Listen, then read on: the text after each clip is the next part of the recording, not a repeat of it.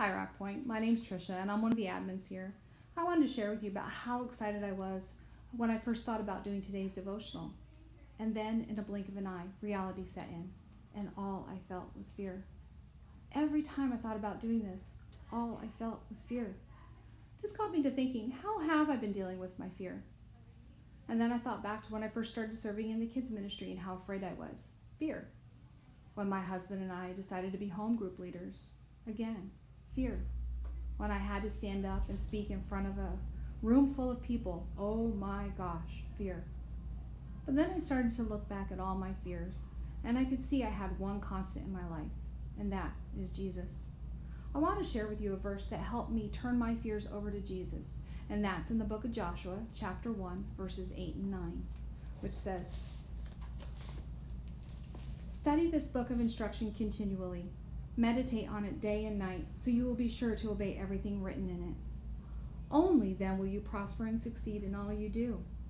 This is my command. Be strong and courageous.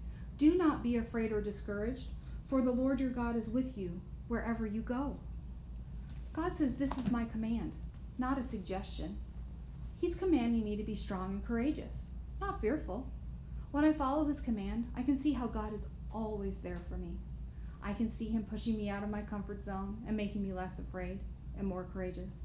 I can see by putting my trust in God and turning my fear over to him that I can do anything. After serving in the kids ministry for a while, I felt God calling me to step out of my comfort zone again, and this time it was to lead worship. Every time I got up to lead worship, I felt less and less afraid because I knew that no matter what, God was with me. I knew that God was with me not just during those fearful times, but all the time. God never leaves us, and that is just so important to remember. Now, that doesn't mean that all my fears are just magically gone. It just means that I acknowledge my fears and then I talk with Jesus about them. When I do not seek counsel from the Lord, I allow myself to become overwhelmed with fear. And this is when I know that I need to stop to meditate, pray, and study his word. Then together with Jesus, we face my fears. And only with Jesus am I courageous. So today I want to encourage you to meditate on these verses. I ask you to please pray about any fears you are facing and to open your hearts to Jesus.